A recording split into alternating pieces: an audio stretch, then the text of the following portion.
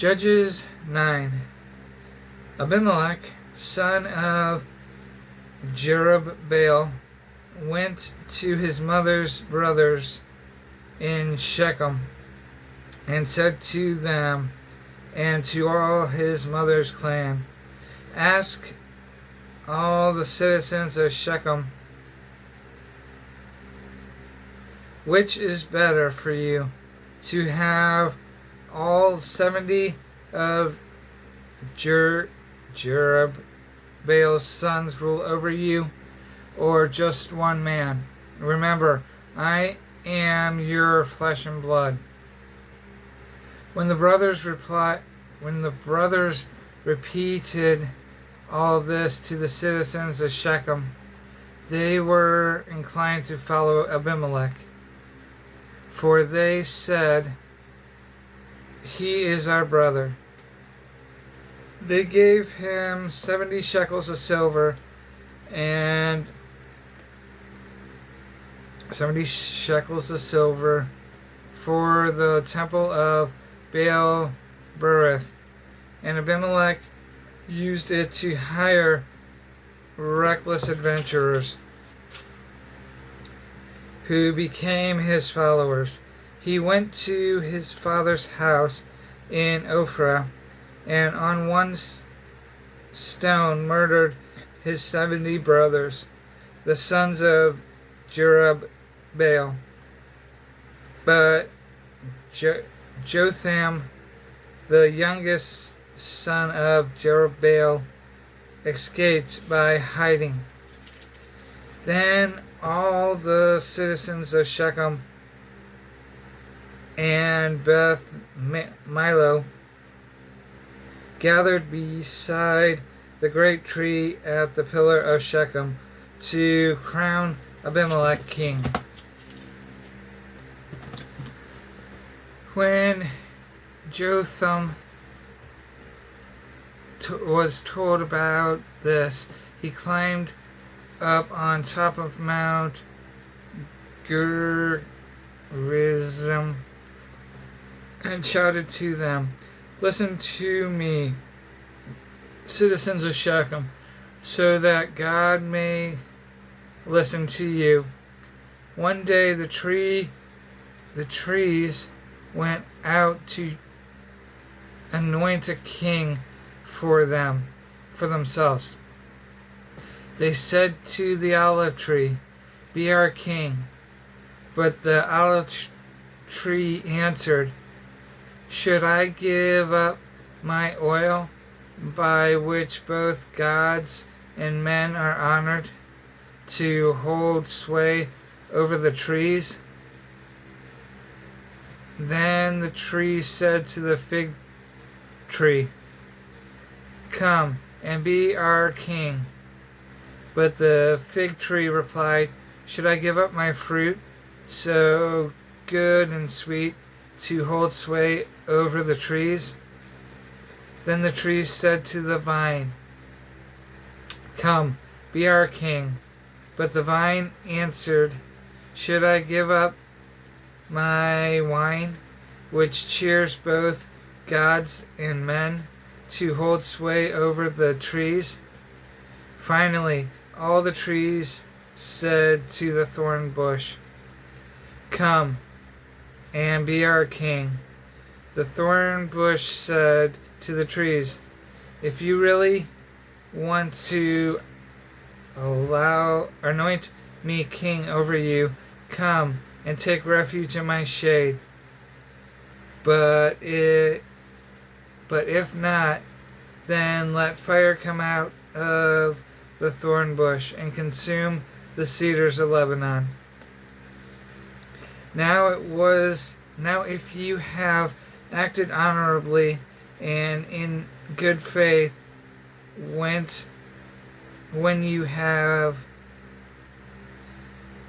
you made Abimelech king, and if you have been fair to Jerubbaal and his family, and if you have treated him as he deserves, and to think that my father fought for you, risked his life to rescue you from the hands of Midian.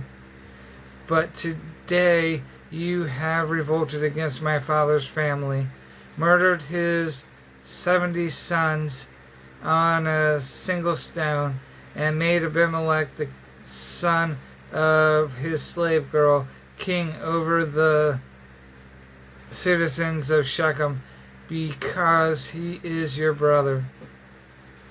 If then you have acted honorably and in good faith toward Jerubbaal and his family today, may Abimelech be your joy, and may you be his too.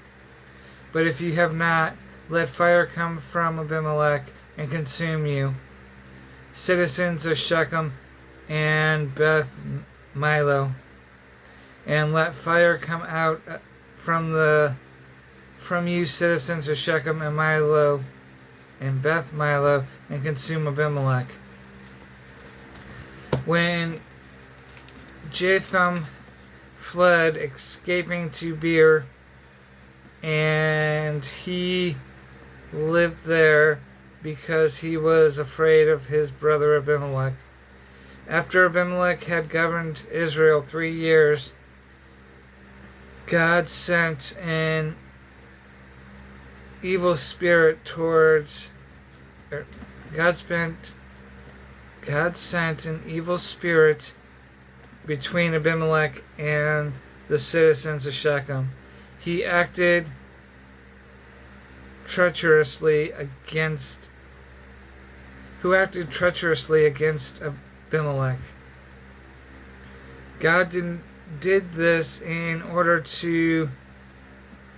that the crime against Jerubbaal's 70 sons, the shedding of their blood, might be avenged on their brother Abimelech and on the citizens of Shechem, who had helped him murder his brothers.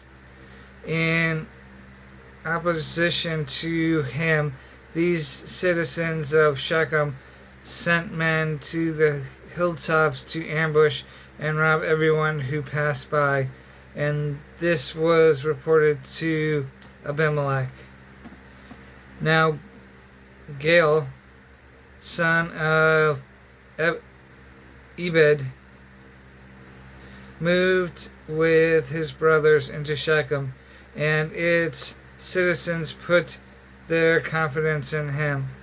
After they had gone out into the field and gathered the grapes and trodden them, they held a festival in the temple of their God. While they were eating and drinking, they cursed Abimelech. Then Gaal, son of Ebed, said, "This is Abimelech, or who is Abimelech, and who is Shechem, that we should be subject to him? Isn't he Jerubbaal's son? And isn't Zebul his deputy?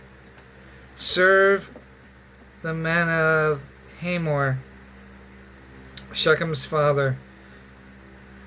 Why should we serve Abimelech?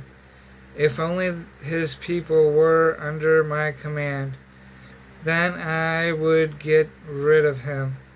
I would say to Abimelech, call out your whole army."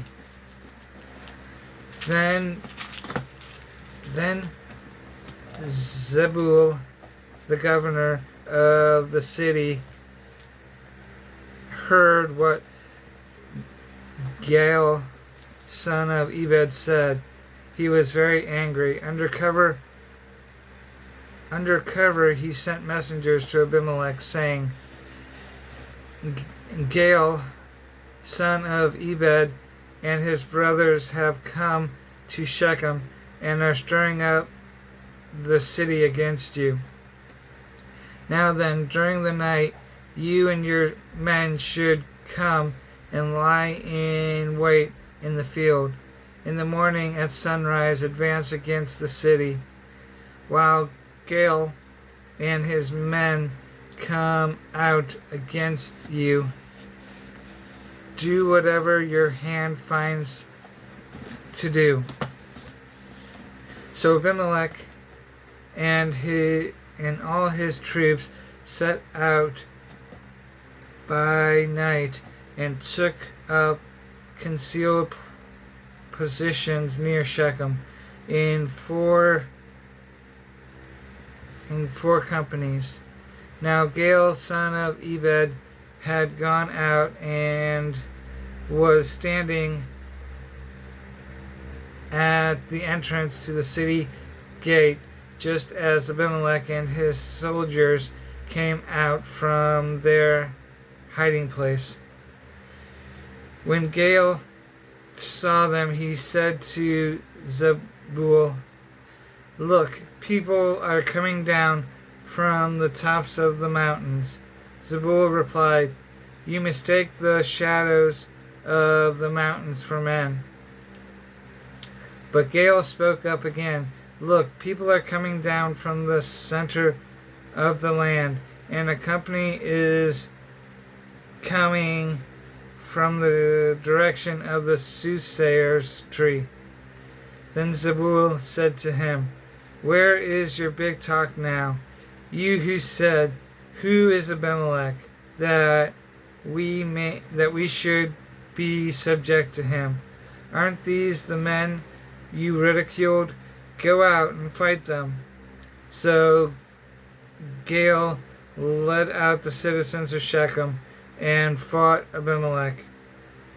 Abimelech chased him, and many fell wounded in the flight, all the way to the entrance to the gate.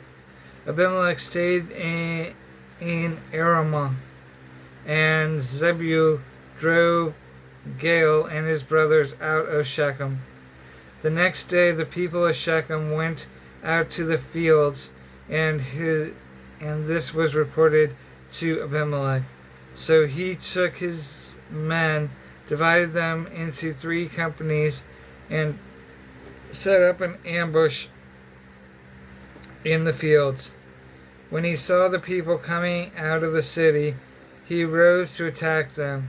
Abimelech and the companies with him rushed forward to a position at the entrance of the gate. Then 2 companies rushed about those in the field and struck them down. All that day Abimelech pressed his attack against the city until he had captured it and killed its people. Then he destroyed the city and scattered salt over it. On hearing this, the citizens in the tower of Shechem went to the stronghold of the temple of El-Berith. When Abimelech heard that they had assembled there, he and all the men went up Mount Zalmon. He took an axe and cut off some branches, which he lifted on his shoulder. He ordered the men with him, "Quick, do what you have seen me do." So all the men cut down branches and followed Abimelech. He piled them against the stronghold and set it on fire over the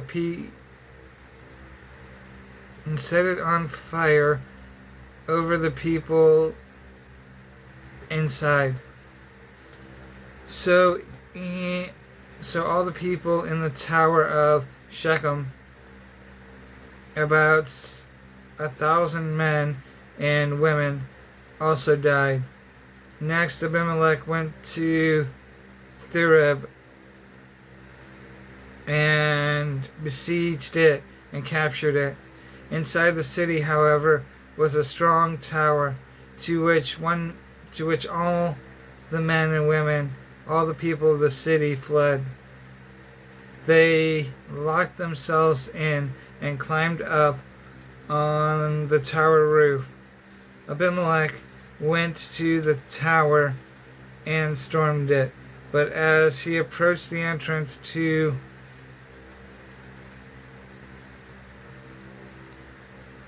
it,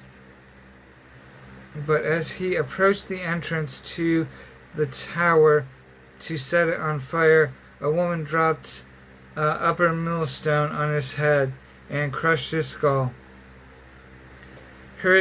Hurriedly, he called to his armor bearer, "Draw your sword and kill me, so that they cannot say a woman killed him." So his servant ran him through, and he died. When the Israelites saw that Abimelech was dead, they went home. Thus God repaid the wickedness of Abimelech that Abimelech had done to his father by murdering his 70 brothers. God also made the men of Shechem pay for their wickedness, and the curse of Jotham, son of Jerubbaal, came on them.